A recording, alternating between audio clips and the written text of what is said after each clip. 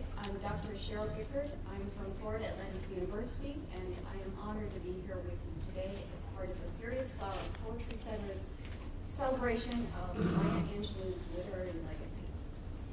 We're going to hear 4 presentations that evidence the scope and depth of Maya Angelou's influence on African American literature and poetry. Each presentation will be preceded by a reading of one of Maya Angelou's works.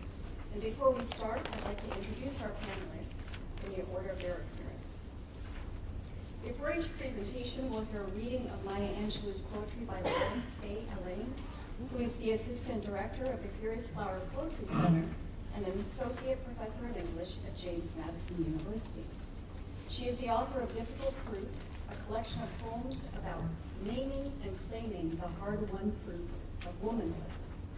Her fiction, nonfiction, interviews, and poetry have been widely published in journals and anthologies such as Women's Studies Quarterly, Guernica, The Caribbean Writer, Black Arts Quarterly, The Cimarron Review, Crab Orchard Review, Gathering Ground, and Growing Up Girl.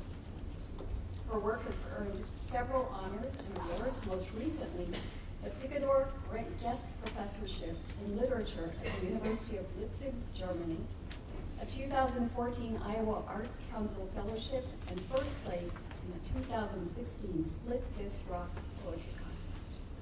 Our first reading today will be Human Family, but I think that might change, so not sure yet. At any rate, our first reader will be Dr. Bessie Brillian Muhanja's presentation.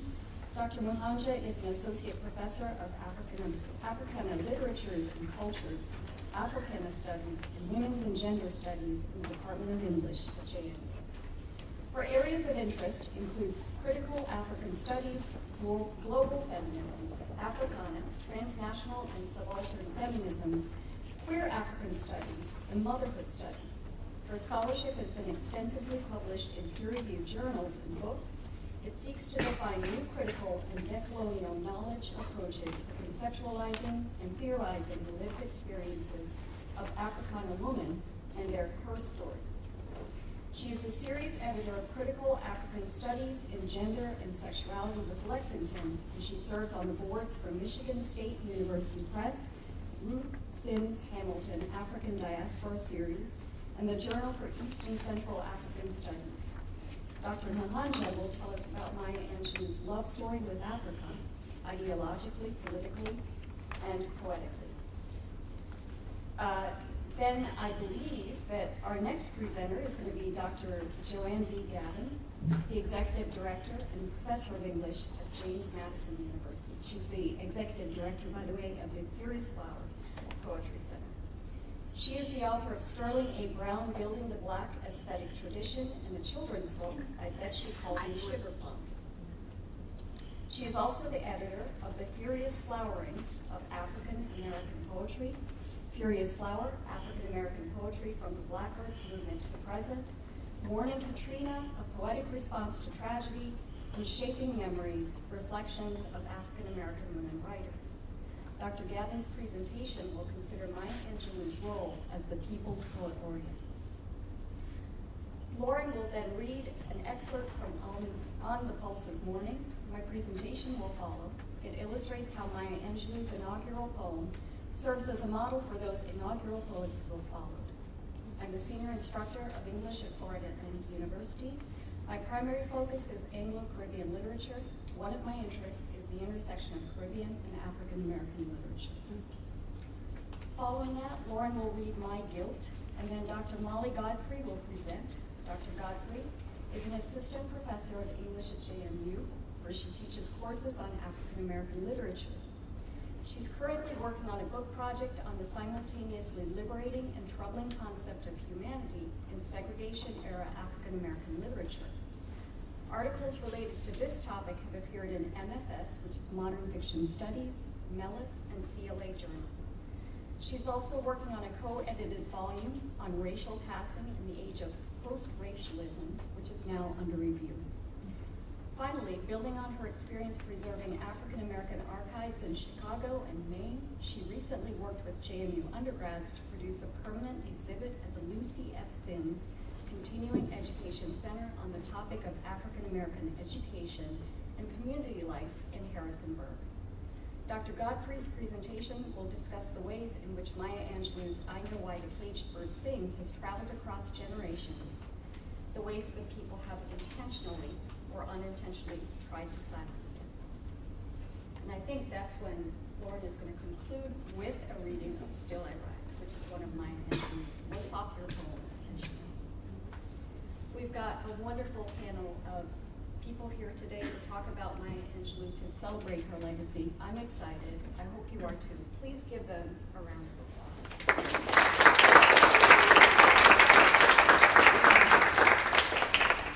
And I think we're going to start here with our first reading, which is Human Panic.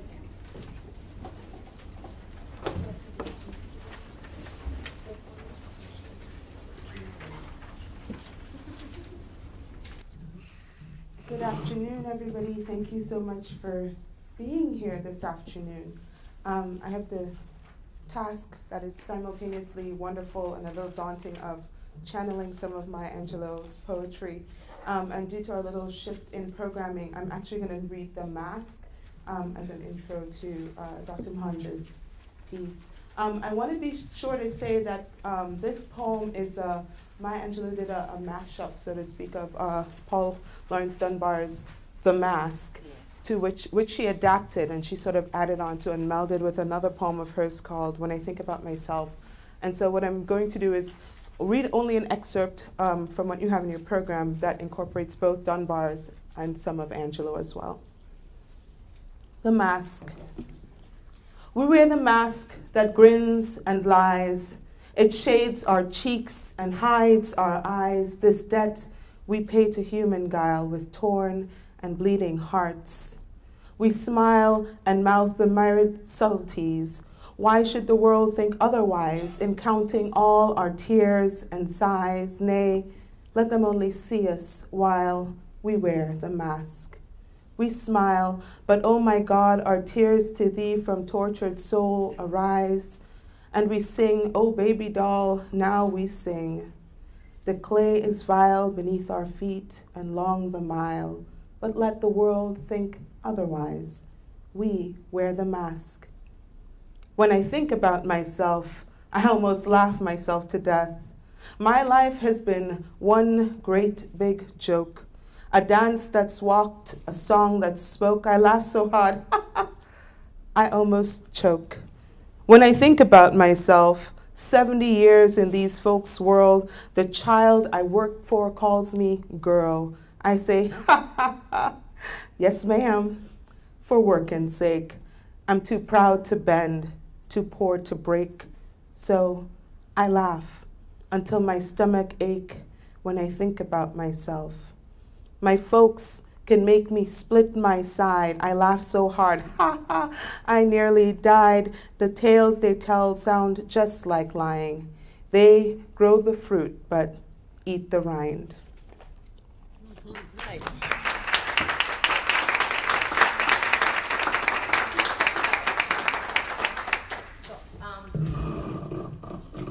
So I'm beginning to, yes, you can go ahead and make the short jokes right now. So I'm beginning to think I probably shouldn't have picked that poem because it always gets me so emotional. Lauren, you should have warned me. When I started to prepare the remarks for this, I really had planned to do this analysis of poems that connected Africa. And the more I looked at it, the more I considered it, I thought, this is not right. And I went to Joanne and I said, I just want to tell of her story and how much she loved Africa. That's all I want to do. So, and that needs no analysis, it needs no addition from me. And so, in the tradition of my people who love to tell stories, and people who Maya Angelou loved a lot, I'm just going to tell her story, the story of her romance with Africa. And I think it's appropriate too that the fifth of her 7 volumes, the autobiographies, that's particularly on her time in Africa, is titled All Girls' Children Need Traveling Shoes. And so I pull out the traveling and speak about her travel and her journeys to Africa in so many ways, poetically, artistically, etc., etc. And she did travel to Africa in many ways with her poetry, her physical body, her philosophies, and I fell in love with her, as did others around me. Her art reached us on many levels. Her art traveled, but it did not do so alone, nor did it do so by accident. For Maya loved Africa and Africanness. She inscribed it on her person, and I'm turning around and said the pictures, when you Google Maya Angelou, a lot of the images that show up are inscripted with Africanness, so I like to call it. Particularly her headdress, which among my people is a crown. The way you dress your head is a big deal. And so we African women love to crown our heads. And Maya loved to crown her head almost in every picture that you pull her up in. I think it's sad that most people don't understand this part of her or have not read about this part of her and her connection to Africa. She inscribed Africa on her person. She scripted it on her soul. She inscribed it on her body. And we in my part of the world fell in love with her. A generation later, my goddaughter and my niece, both teenagers, claim Phenomenal Woman as their favorite poem. And now they're born and raised in Kenya, like I was. As early as 1972, Maya states, Africa to me is more than a glamorous fact. It's a historical truth. Maya, even loving Africa so, mastered the Fanti language. She could speak it fluently. Why is it important for us to know this about Maya? Not understanding the impact of the continent on Maya Angelou's poetry, politics, and her humanist theory, one can miss the nuances of some of her poetry, her literature. Her literature journeys to African spaces in so many ways. She uses African texts in her art, her photography, fashion, her dance, and she's really good at praise poetry, Oriki, which is the art of my people. She uses proverbs and what she sometimes called Africanisms. She stated in an interview with Couric years back, it was reassuring. She's talking about when she got to Africa the first time. It was reassuring. It startled me because there are so many Africanisms, which I didn't know were Africanisms. I thought they were Black Americanisms. I kept running into them, finding that, oh, so this is the source of the thing. When I got off the plane in Kano, Nigeria, a young man said, oh, auntie, welcome to Nigeria. I thought, please, wait now, just a minute. But I found that the usage of the terms indicating familiar relationships was really African. I thought it was Black American. You know, the Uncle Joe and Sister so-and-so, Baba, Toto, Papa, Mom. So I'm going to read a lot of things people said about her in their stories, by me not just telling her story, but allowing others to tell of their stories. She also wrote about leaving Ghana to return to the USA a while later when she was coming back to work with Malcolm X at the time, who would pass 2 days later after she comes back. Long before I had been taken from Africa by force, the second time living would be less painful, for I knew then that my people never quite left Africa. We had sung of the continent in our blues. We had sang the cries in our gospels. We danced it in our breakdowns. From Philadelphia to Boston and to Birmingham, we changed her color and modified her rhythms, for it is Africa that struts around in our rounded cars, wiggles around in our protruding butts, and crackles in our wide and frank laugh. Maya shared often that her time and experiences in Africa were very influential in who she became, not just as an artist, but as a humanist. Again, she once wrote, this was in Ghana, because she loved Ghana. She wrote, while the rest of the world has been improving technology, Ghana has been improving the quality of man's humanity to man. 1961, Maya Angelou, having fallen in love with an African man, South African man, and her son moved to Egypt, where she worked for a while. with the Arab Observer. At the end of that relationship, she then went on. She planned to take a job in Liberia, working in Liberia with, I think, the broadcasting corporation there. But on her way there, she lays over in Ghana. She was actually dropping off her son to go to college in Ghana, so he could register to college. And she fell in love with Ghana and just never left. She would stay for a while until, again, she planned to come back to work with Malcolm X, and never got the chance because he passed. But Maya never stopped loving the continent. It's important to understand what Ghana was at the time. This was 5 years when she lands, 5 years after Ghana gets independence as one of the first nations in Africa to get independence. And so it was the hotbed of Pan-Africanism as a movement and African nationalism. And Maya gets to work with one of the greats, and a lot of the greats of Pan-Africanist movement like Kwame Nkrumah, etc. So her connection to the African project of nationalism and Pan-Africanism as a global concept was huge.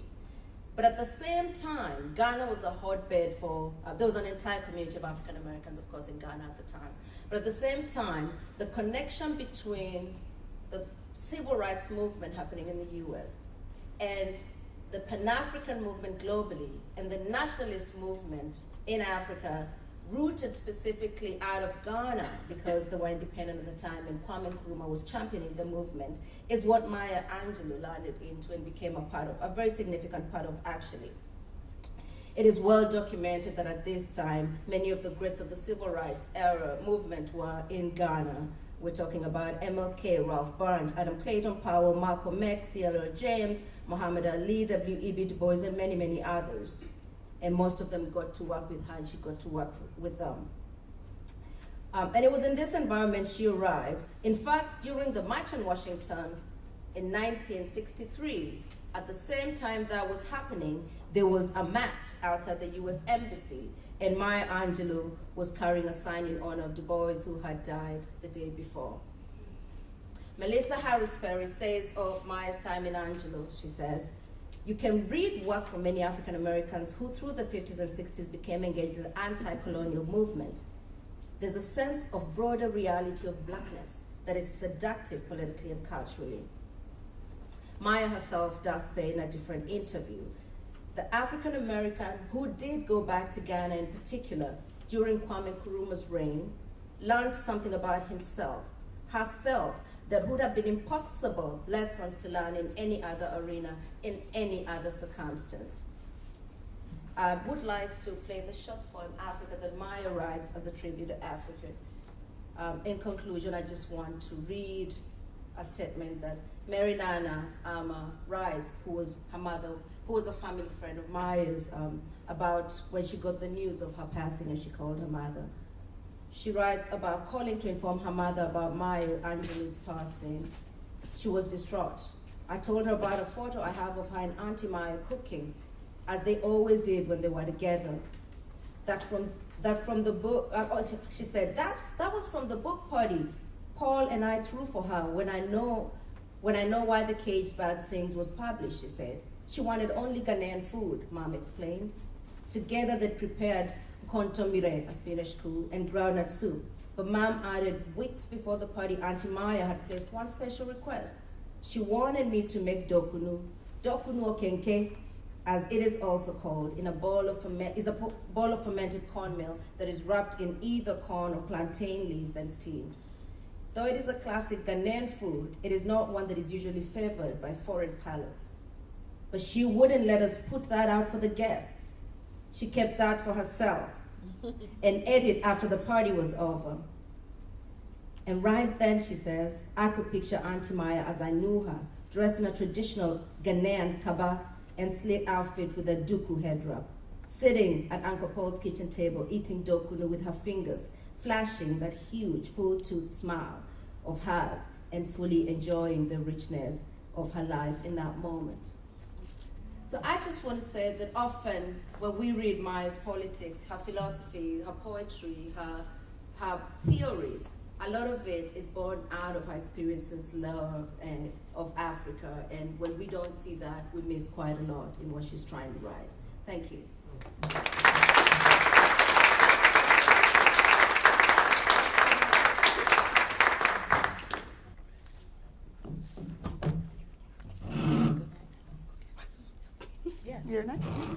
Okay, we're just keeping it fresh up here.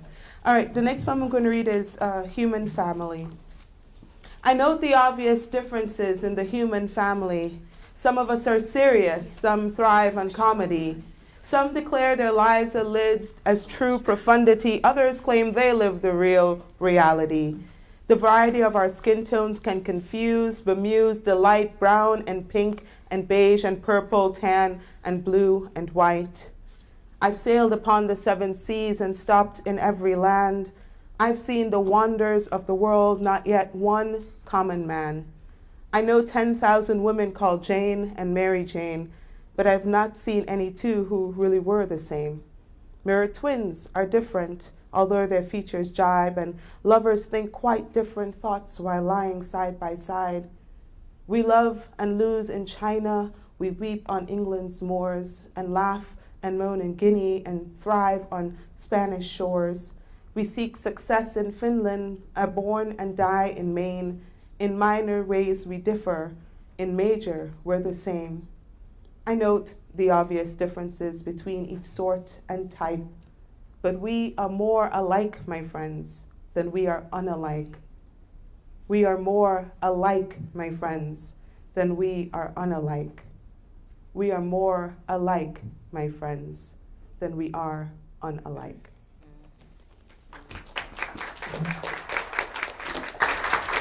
Thank you, Lauren. That's a beautiful poem. Thank you all for coming. This is wonderful. And it's wonderful to have Dr. Cheryl Gifford here, all the way from Florida, to moderate. I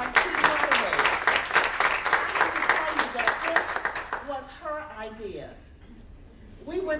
My husband and I went to a wedding reception of the two beautiful people, Dr. Gifford and Dr. Sparks.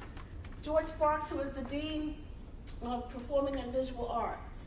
And he's here to root her on. And so we're rooting her on as well. And thank you so much, Molly and Bessie and Lauren, everyone, for being here to do this, because we wanted to get you all prepared for what is going to happen next week with Throw Your Head Back and Sing on Thursday, where we're going to honor the life and work of Maya Angelou. I'm going to do something a little more reduced than I had planned to, because I really want you to hear these voices. But I want to talk just a few minutes about Maya Angelou, the People's Poet Laureate. If you have ever been fortunate enough to see Maya Angelou perform her poetry and to talk about other poets, you have been in the presence of a phenomenal woman. I'm glad that you saw images of her up here. And I'm really excited, Bessie, that you showed her voice. You have been drawn into her world, where cultural boundaries blur, where language breathes with fluency from many countries, where words pulse with democratic rhythms and carry an unwavering message of hope and optimism. You are almost immediately impressed with her verbal virtuosity that resonates with the lyricism of the King James Bible, the cadences of Black sermons and traditional spirituals, and the influence of literary figures such as William Shakespeare, Edgar Allan Poe, Paul Laurence Dunbar, Georgia Douglas Johnson, Francis Harper, Langston Hughes, James Weldon Johnson, Countee Cullen, W.E.B. Du Bois, and others. The secular songs, the games, the chants of the Black vernacular tradition are all her stock in trade. Like the inveterate poet, performer, Paul Laurence Dunbar, Maya Angelou has a facility with dialect and with vernacular rhythms. When you hear lines like, "When I Think About Myself," which was done so magnificently by Lauren. I won't even attempt to read my little passage. I'll skip right over that. You understand that she has this skillful facility with language. With seeming ease, Angelou captures in these lines a woman's resilience and resistance. I saw Joyce sort of like tear up a little bit when she was thinking about this woman who has to say, yes, ma'am, to a little girl. These are my students, by the way. Her proud stance is veiled by laugh out of hell that has a hidden meaning and all the many slights that she has endured. Think about Harlem hopscotch. 1 foot down, then hop. It's hot, good things for the ones that got. Another jump now to the left, everybody for his south. In the air now, both feet down. Since you black, don't stick around. Food is gone, the rent is due, curse and cry, and then jump too. Don't you hear the children's rhymes? And the same thing in picking them up and laying them down. And you'll hear this poem next week. I won't read it. Her keen ear for racy dialect and dialogue puts her in the company of Langston Hughes and Sterling Brown. Her insistence on exercising a poet's prerogative to write and create whatever she will and choose models from a vast literary tradition is reminiscent of County Cullen's mission. She also shares with Du Bois, Walt Whitman, Robert Frost, and Allen Ginsberg a desire to capture the political and cultural voice of all people of her time. Angelou's sensitive understanding of love, disappointment, despair, anger, and joy has equipped her with wisdom and insight and has endeared her to countless Americans who cross racial, class, and gender lines. The true test of a poet laureate is her ability to add to the collective memory of her audience. Maya Angelou has done this perhaps better than any American poet. You need only list the names of 2 poems that have become part of the holy lexicon of favorite poems. What are they? Still I Rise and Phenomenal Woman. Now, I went to so many pageants and orations, church programs, and everybody would get up and try to do Phenomenal Woman or Still I Rise and try to capture her dignity and her theatrical power. You will also appreciate her language, which is sassy and signifying, which pulls from a Black linguistic lore that Stephen Henderson would say is saturated with special, often restricted meanings.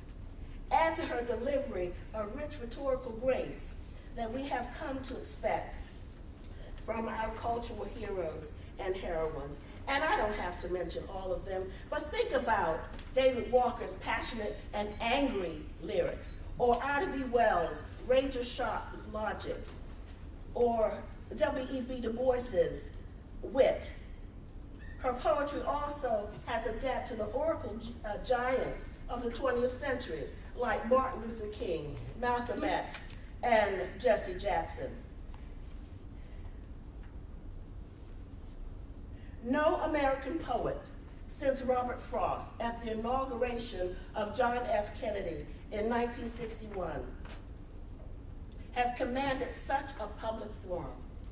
And no poet has ever stood on the stage of the world made smaller and more intimate by satellite television to put her finger on the pulse of a country and its fragile global village. Skipping, there it is. If you've not been convinced already, but there it is. Why her poetry is so popular and so timeless.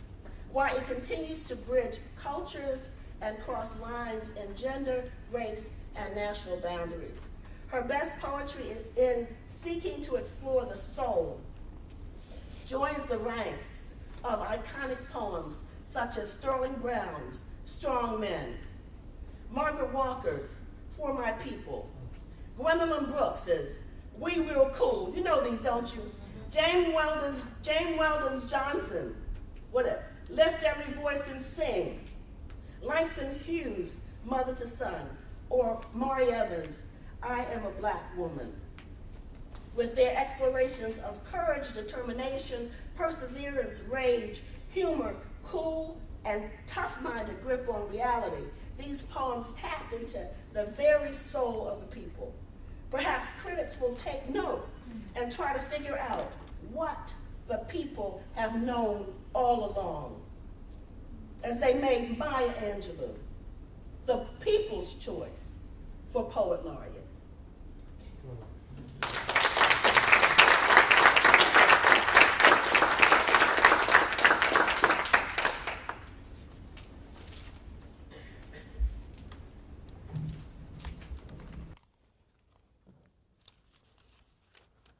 So following on the discussion of the Poet Laureate and the public, the Pulse of Morning, which was the inaugural poem. That's right. As you see in the program, it's quite long, so I'm going to read just an excerpt starting around the middle of the first page.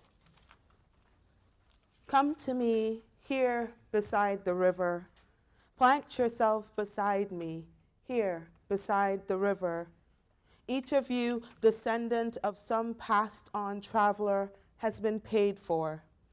You who gave me my first name, you Pawnee, Apache, Seneca, you Cherokee nation who rested with me, then forced on bloody feet, left me to the employment of other seekers, desperate for gain, starving for gold.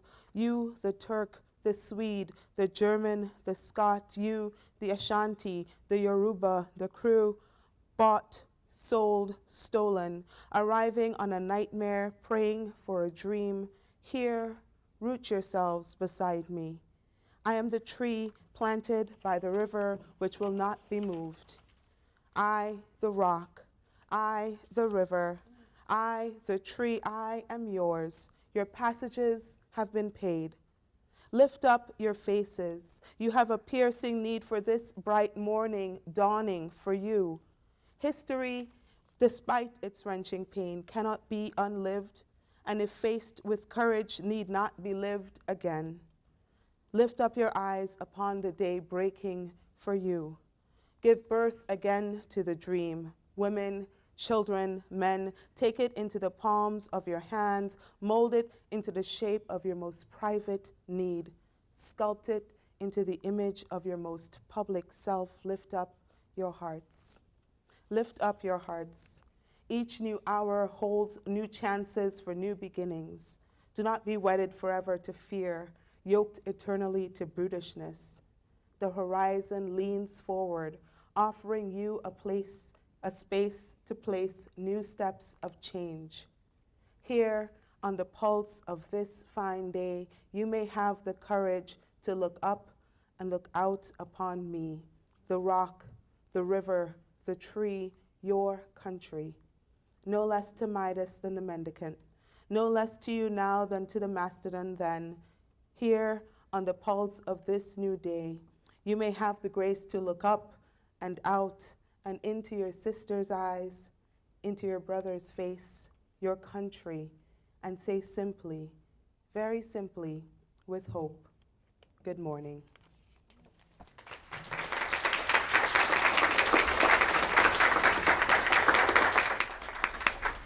Okay, I hope you'll help me out. You have a handout, rock, river, or tree.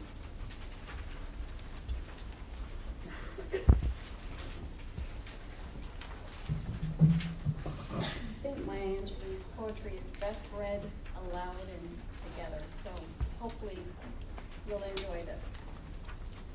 I'll never forget my first public recital of a Maya Angelou poem. The audience was a difficult one, and I knew I had to do my best. And though I hadn't done much public speaking, I wasn't really nervous. It is different right now. I can't tell you. It's close to you. Yeah, I'm fighting with it all that. Anyway, I can't tell you, thank you, how Maya Angelou became a part of our Sunday dinner conversation. However it was, I ended up reciting Phenomenal Woman. Select stanzas, Guys weren't swarming like honeybees to this phenomenal woman just yet, and my parents did not need to know that it could happen.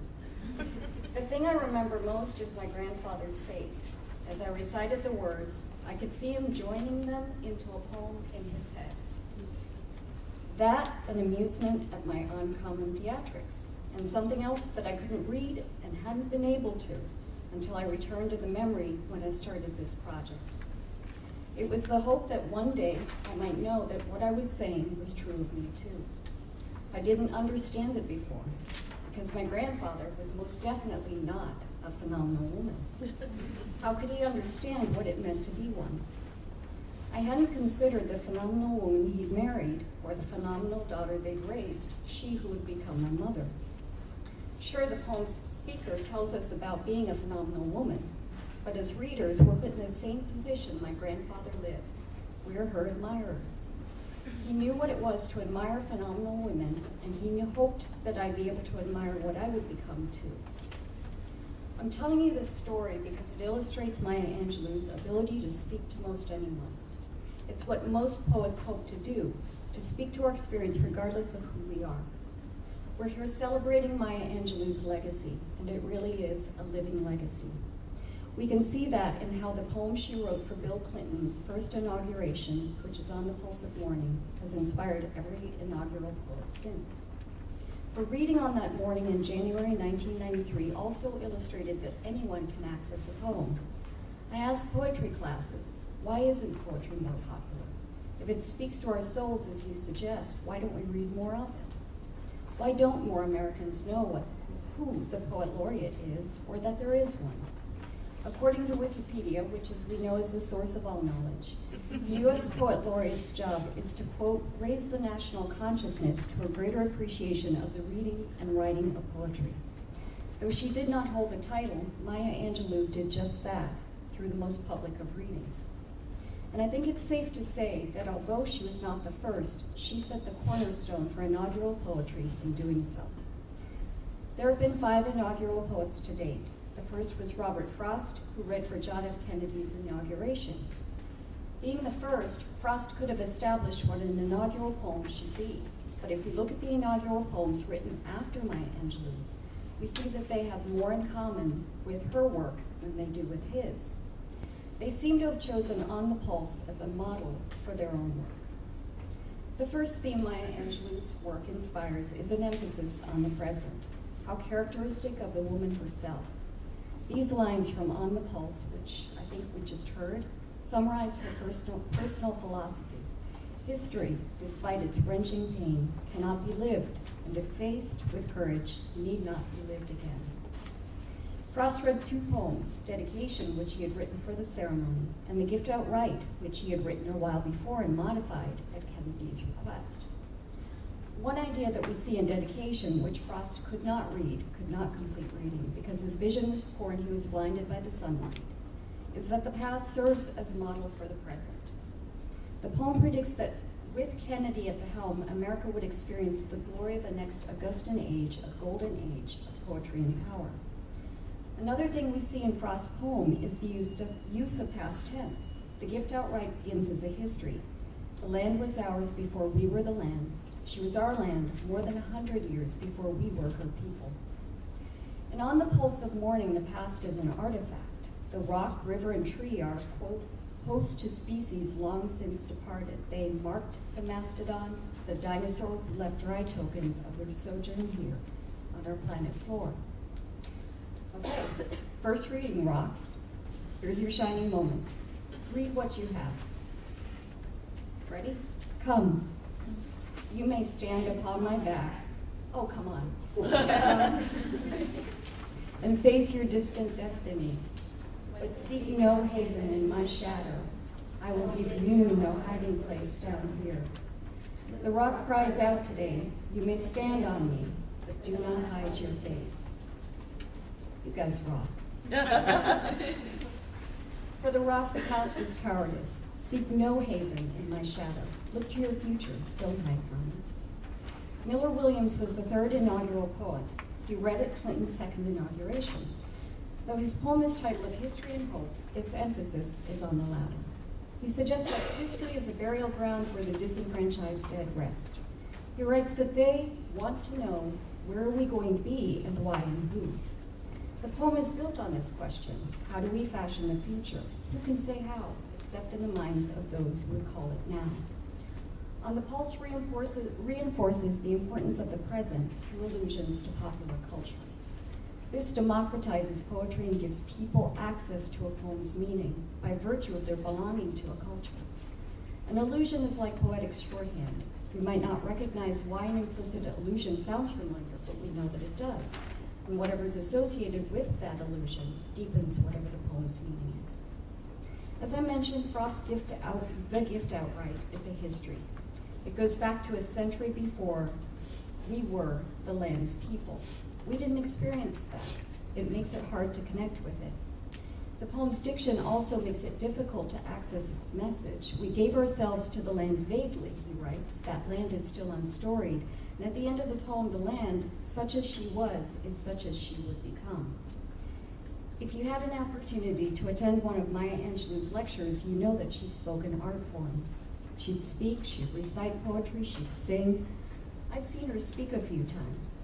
I always left feeling like it had chicken soup for the soul, followed by Thanksgiving dinner for the soul. Given music's place in her conversations with us, it's no surprise that On the Pulse alludes to a song that many of us are familiar with. Nina Simone's Sinner Man is based on a spiritual about hiding from God's judgment. You can, it says. On the Pulse transforms that message. In the song, the Sinner Man asks the rock, "Don't you see that I need you?" In the poem, the rock answers, "Stand on my back, face your future." In the song, the river and sea make them impossible hiding places, the boiling and bleeding river, I believe it is. Though the poem's river has been polluted by armed struggles for profit, it offers a new start. And river, this is your chance. Let's run through it. Ready? Today, I call you to my riverside. If you will study war no more. Come, glad in peace, and I will sing the songs the Creator gave to me when I and the tree and the stone were wrong. You guys are good? Sinner Man is about the fear of sin exposed. It centers on actions that preceded the fear. In other words, on the past. The speaker in On the Pulse discouraged looking back on or hiding from the past. The river's words, study war no more, like those Christ spoke to the adulterous woman. Has no one condemned you? Neither do I. Now go and sin no more. The idea of the present is a new beginning in the last words of On the Pulse, which are good morning, as you heard. Elizabeth Alexander's praise song for the day tells us what might come after those words. Alexander read for President Obama's first inauguration, and she writes, "In today's sharp sparkle, this winter air, anything can be made, any sentence begun, praise song for walking forward in that light." In her poem, Alexander extends the end of On the Pulse into a praise song for the day. The poem picks up the sentence that begins with good morning and walks forward with it. Praise song tells us that someone is trying to make music. The praise song itself is music. It's a song that celebrates redemption. Praise song for every hand-lettered sign, Alexander writes. If we see her poem as a completion of the sentence begun in On the Pulse, it also becomes a praise song for the hand-lettered sign that inspired it, good morning. A final aspect of Maya Angelou's poem is a focus on the individual. Frost describes the audience as we in the gift outright, which depersonalizes and homogenizes it. On the Pulse speaks to individuals. It suggests that the future is created by the collective effort of diverse identities, making potential activists of each one. Now, let's go out on a limb and see who the tree speaks to. Ready? Isn't that good? Each of you, descendant of some past on travel, has been paid for. You, the Turk, the Swede, the German, the Italian, the Scot, you, the Ashanti, the Yoruba, the Kru, bought here, root yourselves beside me.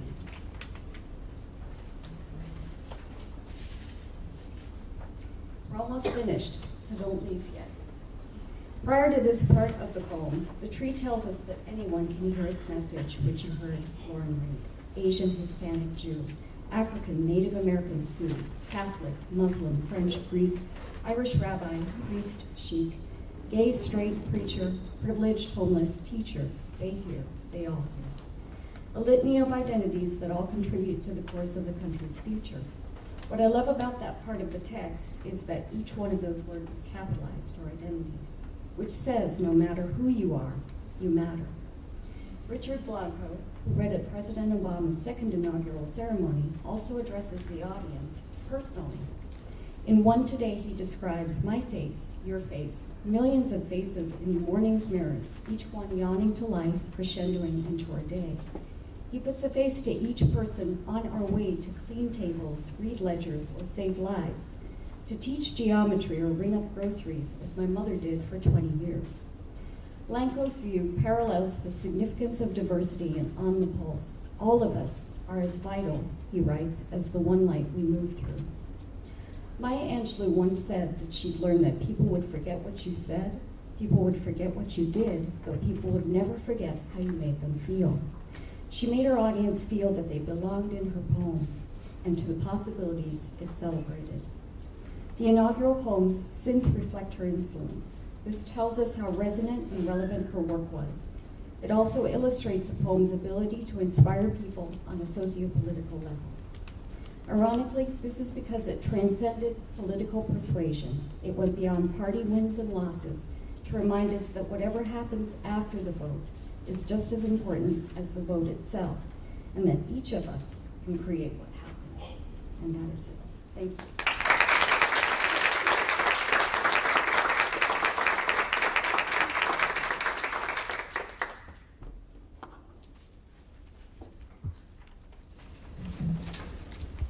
This is maybe one of Maya Angelou's not as famous poems, My Guilt. My guilt is slavery's chains, too long, the clang of iron falls down the years. This brother's sold, this sister's gone, is bitter wax lining my ears. My guilt made music with the tears. My crime is heroes dead and gone, dead Vesey, Turner, Gabriel, dead Malcolm, Marcus, Martin King. They fought too hard, they loved too well. My crime is I'm alive to tell. My sin is hanging from a tree. I do not scream. It makes me proud. I take to dying like a man. I do it to impress the crowd. My sin lies in not screaming loud.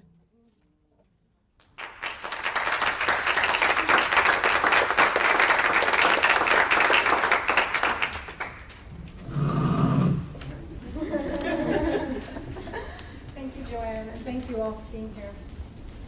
So when I heard the title of this panel, Maya Angelou, Literature That Travels, I immediately began to think of the way that her work has traveled not just around the world, but really across generations. I also began to think about my own experience encountering Angelou's first autobiography, I Know Why the Caged Bird Sings, when I was in high school.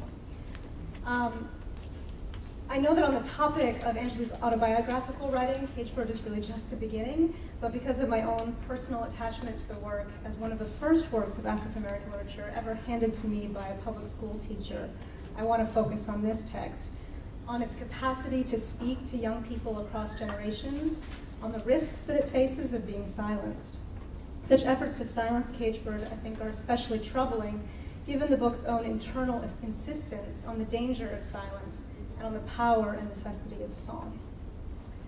So I Know Why the Caged Bird Sings was published in 1969 at the very moment that Black students, scholars, artists, and activists were arguing that major changes needed to be made to American education in order to support and reflect the true diversity of America. In literature and the arts, these activists drew attention to the prior exclusion of Black literature from high school and college curricula, and the negative impact this exclusion was having not only on students, but also on our collective understanding of American literature, history, and politics. I Know Why the Caged Bird Sings, a New York Times best-selling coming-of-age story about Angelou's childhood and adolescence, became a prime contender for inclusion in a newly opened canon of American literature. By the early 1980s, it had been adopted for public school libraries and English classes in countless American high schools. And as Oprah Winfrey's preface to the 2015 edition attests, the book continues to speak across oceans and generations, having been translated into at least 17 languages and attracting, according to Random House, tens of millions of readers. Since Angelou's passing in 2014, the book has also seen a fresh resurgence in high school curricula, particularly as an item on AP English summer reading lists. And yet, ever since Cageburg began being invited to speak to young people in these ways, there have been simultaneous efforts to silence it. Most obviously, the book has been the target of frequent bans and challenges because of its explicit descriptions of child sexual abuse, though it's also been challenged for, quote, encouraging homosexuality and being, quote, anti-white. In fact, according to the American Library Association, Cageburg was the third most frequently challenged book between 1990 and 1999, and the sixth most frequently challenged book between 2000 and 2009. I would add, however, that explicitly banning Angelou's book is not the only way that her work has been silenced. In a study conducted in the mid-1990s, Jocelyn A. Glazier found that white high school teachers went through considerable lengths to avoid or silence what Glazier calls the hot topics that the book raises, from Angelou's rape to her misunderstanding of lesbian, to her pregnancy, and to her direct experiences and discussions of racism. Rather, these teachers tended to focus on easily generalizable themes such as dignity or the book's use of transitions, not as a way of understanding how Angelou addressed these hot topics, but rather as a way of avoiding them altogether. Given our culture's emphasis on abstinence education in lieu of sex education and color blindness in lieu of anti-racist education, such avoidance may not be surprising, but it is sad, given that one of the most important insights Cageburg offers, in my view, is about the ways in which a culture of silence only perpetuates various forms of abuse. The culture of silence appears throughout the text as a dangerous force in Angelou's life, one that enables those with power to exploit those without, and encourages those without power to believe that they are to blame. For example, when Angelou is just 8 years old, her stepfather molests her and masturbates beside her. Afterwards, he tells her that the wet spot on the bed is her fault. Quote, she peed in the bed. In response, she thinks, quote, having lived in Southern strictness, I knew when to keep quiet around adults, but I did want to ask him why he said I peed when I was sure he didn't believe that.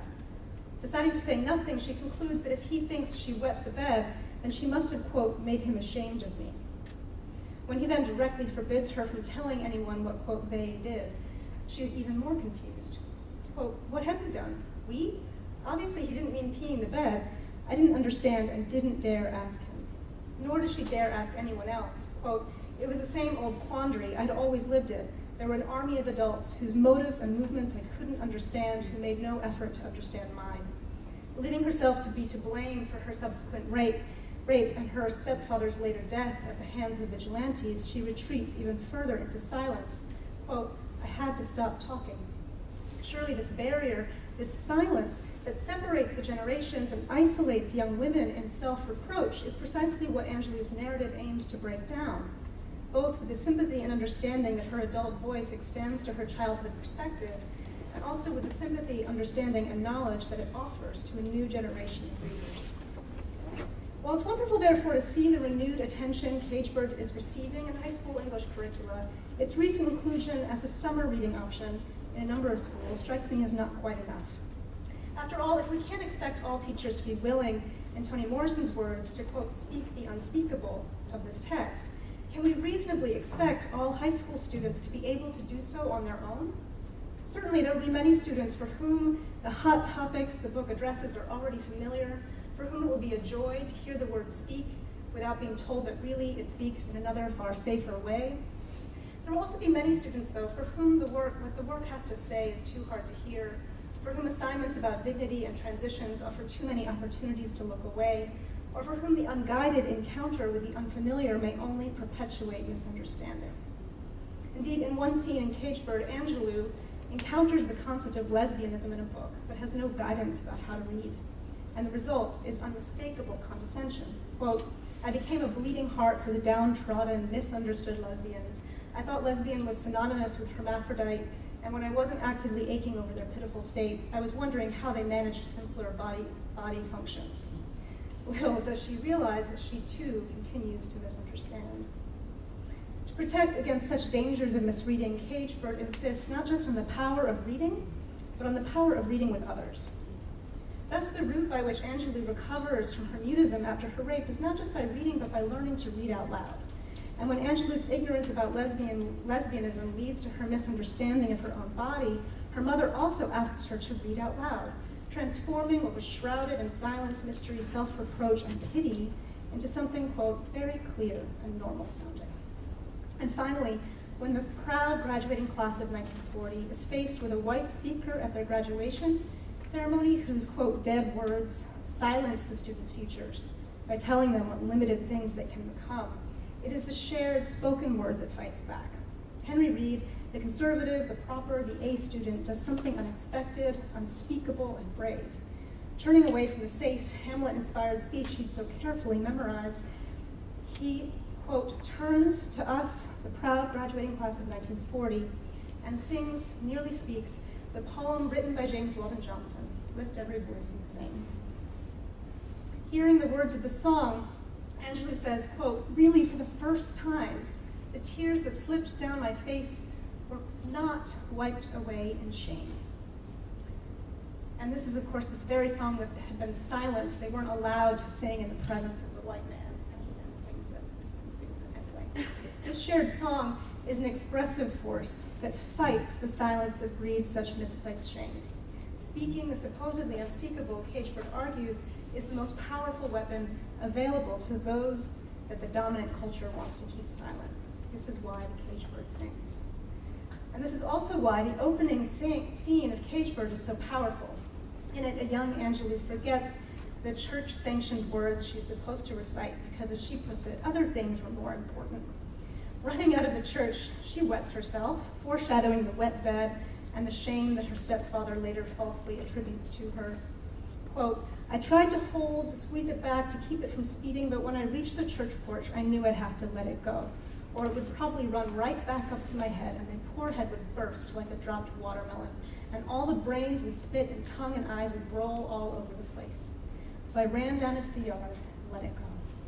And I laughed, partially for the sweet release. Still, the greater joy came not only from being liberated from the silly church, but from the knowledge that I wouldn't die from a busted head. Like young Angelou in the scene, Gifford has to let out those things that we've been taught to believe must be kept in, because it knows that the unspeakable is far more dangerous when it's left unspoken. This is a book that can speak across generations about the power and necessity of speaking what some people don't want to hear, but we have to let it.